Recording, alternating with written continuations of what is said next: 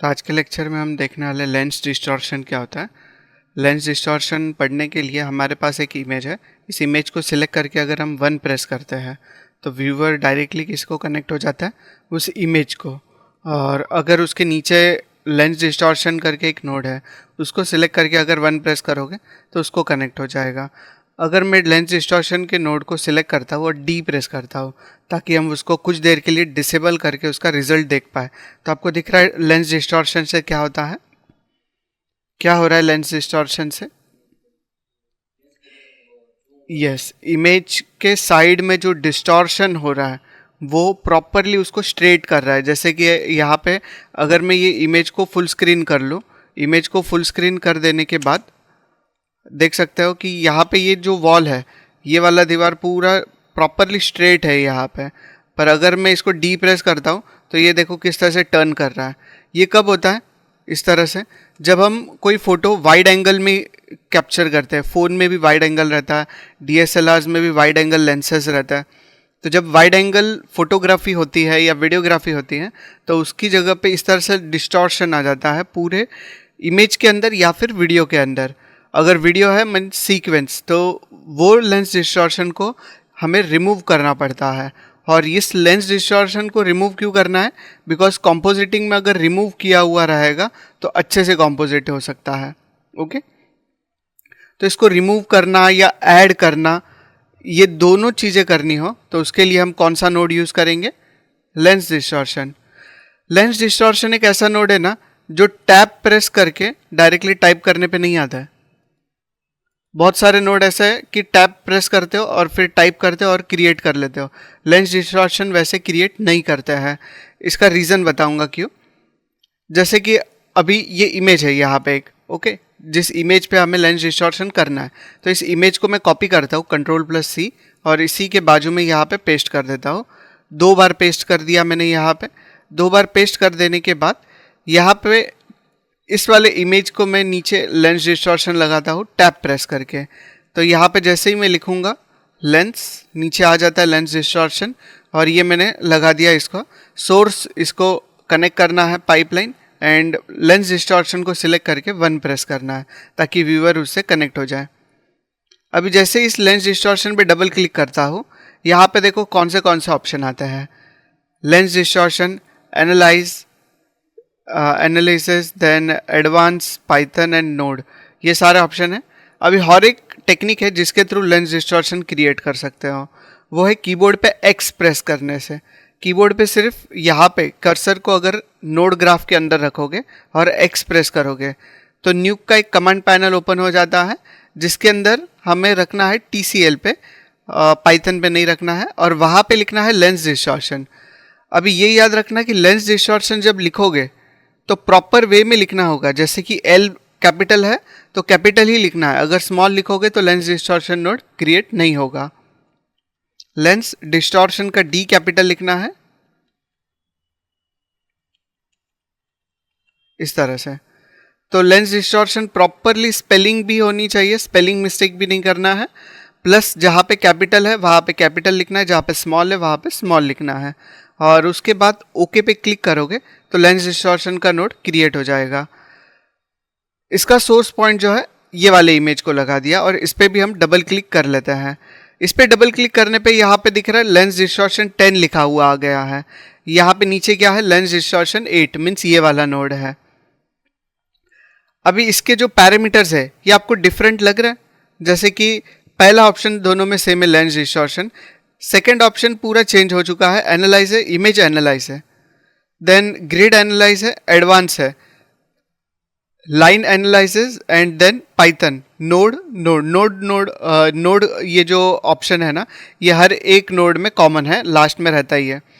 पर बाकी के सारे ऑप्शन इन मिडल जो है ये सारे डिफरेंट मिलेंगे आपको। तो हमें क्या करना है, ये वाला लेंस डिस्टॉर्शन यूज़ नहीं करना है। अगर आप बोलोगे कि मैंने लेंस डिस्टॉर्शन यूज़ किया है और आप जब टैब प्रेस करके क्रिएट कर रहे हो नहीं आ रहा है तो एक्स प्रेस करके आपको क्रिएट करना होगा, तब मेरे जैसा नोड आपको मिलेगा। ओके, तो ये वाला चीज़ मैं पूरा डिलीट कर देता हूँ बिकॉज उसका कोई यूज़ नहीं है। और इस लेंस डिस्टॉर्शन पे आके वन प्रेस करोगे तो इसको हम कनेक्ट कर सकते हैं इस तरह से। कनेक्ट कर लेने के बाद अभी हमें ये वाला विंडो फुल स्क्रीन करना है, पर फुल स्क्रीन करने से पहले हमें क्या करना है, यहाँ पे हमें लाइंस क्रिएट करना है। इस पूरे इमेज के अंदर लाइंस किस तरह से क्रिएट करनी है, जैसे यहाँ पे आपको टेबल दिख रहा है, ये टेबल स्ट्रेट होना चाहिए था यहाँ पे जब भी कैप्चर किया, पर ये क्या हुआ है यहाँ पे बेंड। तो बेंड किसके वजह से हुआ, लेंस डिस्टॉर्शन की वजह से। तो हम क्या करेंगे, यहाँ पे इसी तरह से राउंडेड लाइंस क्रिएट करेंगे, यहाँ से यहाँ तक, यहाँ से यहाँ तक। अगर वो बेंड हो रहा है तो वन, एक पॉइंट थोड़ा नीचे, फिर वापस एक पॉइंट थोड़ा यहाँ पे, तो उस तरह से वो बेंड हो जाएगा। लाइन को भी हमें बेंड करना है उसी एंगल में। अगर यहाँ पे इस तरह से हो रहा है बेंड, तो आप स्ट्रेट क्रिएट नहीं करोगे, जैसे यहाँ से यहाँ तक डायरेक्ट स्ट्रेट लाइन नहीं आएगा डायगोनल में, थोड़ा सा बीच में बेंड करना है। तो ये बेंड किस तरह से करेंगे ये मैं बताऊंगा आपको। इसके पहले हमें एक ऑप्शन ऑन करना है जिसके थ्रू हम लाइंस क्रिएट कर सकें। लाइंस क्रिएट करने के लिए हम कौन से ऑप्शंस में जाएंगे, इसके अंदर से लाइन एनालाइज। लाइन एनालाइसिस पे जैसे ही आप जाओगे यहाँ पे, उसके अंदर फर्स्ट ऑप्शन मिलेगा ड्राइंग मोड ऑन। तो ड्राइंग मोड को हमें ऑन करना है। ड्राइंग मोड ऑन करने के बाद इस स्क्रीन को फुल स्क्रीन कर देता हूँ व्यूअर को, स्पेस बार प्रेस करके। और उसके बाद यहाँ पे सिंपली आपको लेफ्ट क्लिक करना है। वंस एक बार लेफ्ट क्लिक करोगे तो एक रेड कलर का पॉइंट क्रिएट हो चुका है। ये रेड कलर का पॉइंट क्रिएट कर देने के बाद यहाँ पे इन बिटवीन अप्रॉक्स यहाँ तक आना है, और यहाँ पे जहाँ पे भी आपको लग रहा है कि ये बेंड हो रहा है, वहाँ पे आके फिर से एक बार लेफ्ट क्लिक करो, तो वहाँ पे भी एक इस तरह का प्लस पॉइंट से मार्कर क्रिएट हो सकता है। फिर यहाँ पे नीचे आना है और यहाँ पे भी एक same as it is marker create करना है। अभी आपने कितने मार्कर क्रिएट किए हैं टोटल, 3। तो 3 मार्कर पूरे क्रिएट कर देने के बाद आपको कहीं पे भी क्लिक नहीं करना है लेफ्ट क्लिक, आपको कहीं पे भी राइट क्लिक करना है। इन द फ्री स्पेस कहीं पे भी राइट क्लिक करोगे तो एक लाइन क्रिएट हो जाएगी जो येलो कलर में इस तरह से कुछ दिखाई देगी, और बेंडेड रहेगा। ये थोड़ा सा देख सकते हो यहाँ पे बेंड हुआ है। क्लियर है यहाँ तक? ओके। अभी सेम एज इट इज मैं क्या करूँगा, यहाँ पे पूरे ओवरऑल इमेज के अंदर जहाँ पे भी मुझे बेंडनेस लगेगा वहाँ पे मैं इस तरह के लाइंस क्रिएट करते जाऊँगा। तो ऐसे आपको बहुत सारे लाइंस क्रिएट करने होंगे ताकि इमेज प्रॉपरली एनालाइज कर सके। जहाँ पे भी आप कर पाओ वहाँ पे कर लेना इस तरह से क्रिएट।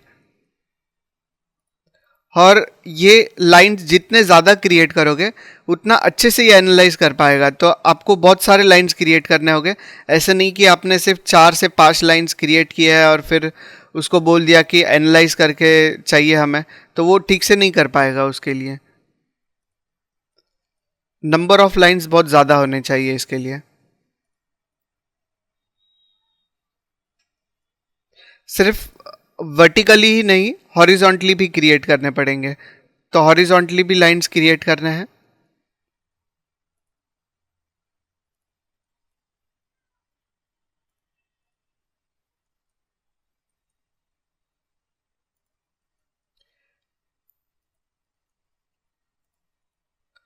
डोर पे भी कर सकते हो, यहाँ पे विंडोज़ पे भी कर सकते हैं हम।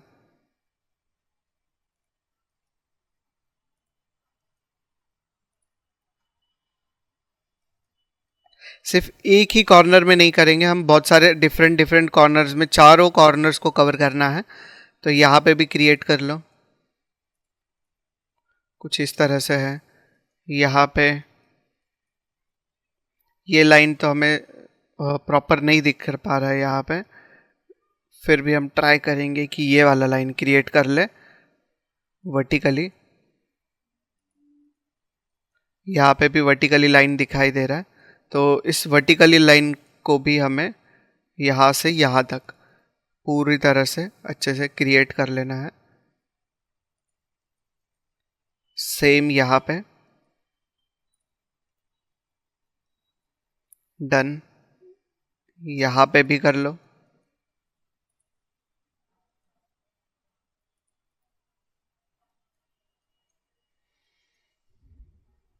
Same again.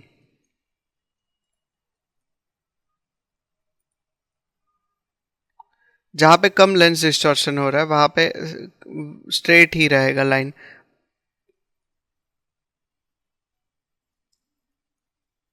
यहाँ पे भी आप क्रिएट कर सकते हो।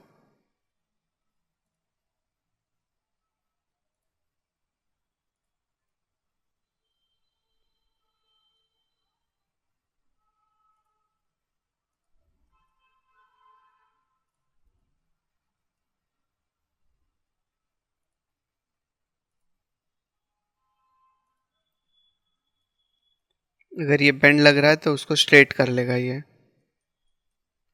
यहाँ पे भी क्रिएट कर सकते हैं 1 2 एंड 3, कुछ इस तरह से। बाकी तो कहीं पे स्ट्रेट लाइन नहीं है, यहाँ पे आप कर सकते हैं।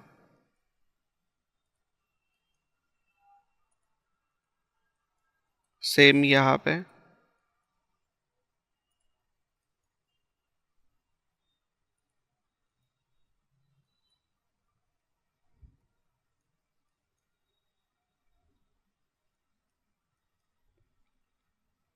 यहाँ पे भी हो सकता है इस तरह से।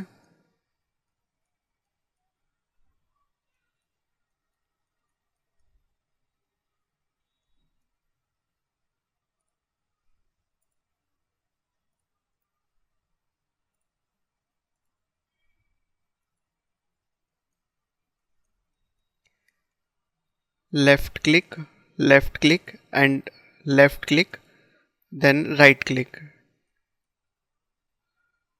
लेफ्ट क्लिक, इस तरह से 3 टाइम्स करो एंड देन राइट क्लिक कर दो, ताकि लाइन वहाँ पे कंप्लीट हो जाए और फिर नेक्स्ट लाइन क्रिएट कर पाओ।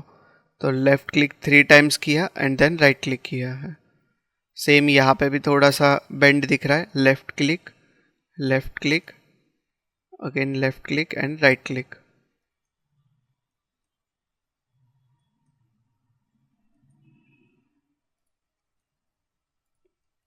जहाँ पे लाइंस आप ज़्यादा ड्रॉ कर पाओ ना, वहाँ पे ज़्यादा ड्रॉ कर सकते हो।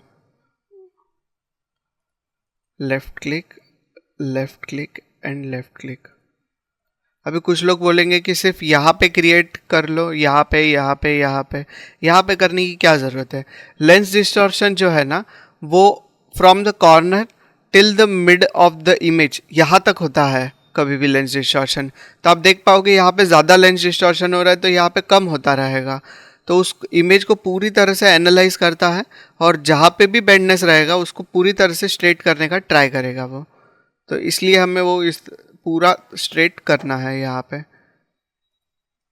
तो जितने नंबर ऑफ लाइंस आप ड्रॉ करोगे उतना इमेज डिटेक्शन के लिए अच्छा हो जाएगा। उसको जल्दी से समझ में आ जाएगा कि कहाँ पे डिटेक्ट करना है, किस तरह से करना है।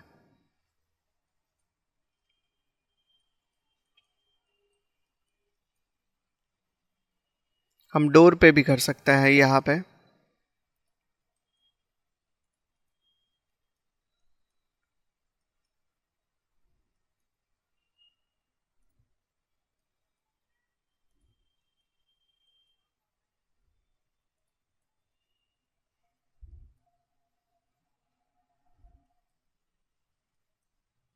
Same on the window. यहाँ पे हमने बहुत सारे लाइंस क्रिएट कर लिए हैं, यहाँ पे बहुत ही कम लाइंस हैं। यहाँ पे ड्रॉ करने के लिए भी हमें कुछ ना कुछ लगेगा, और जैसे ये वॉल को डिटेक्ट कर लेते हैं। चलो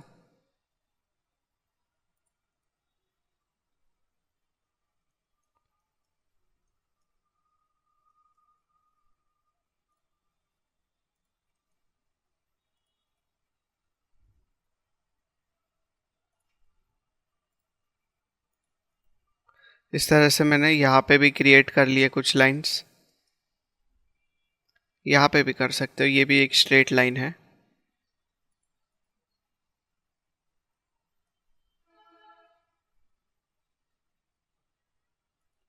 यहाँ पे भी आपको स्ट्रेट लाइन मिलेगी इस तरह से। ओके, तो नंबर ऑफ स्ट्रेट लाइंस हमने बहुत सारे क्रिएट कर लिए हैं अभी। तो नेक्स्ट ऑप्शन के लिए हम रेडी है अभी, ताकि उसको स्ट्रेट कर पाए। यहाँ पे और 2 to 4 लाइंस और क्रिएट कर लेते हैं इन दिस कॉर्नर।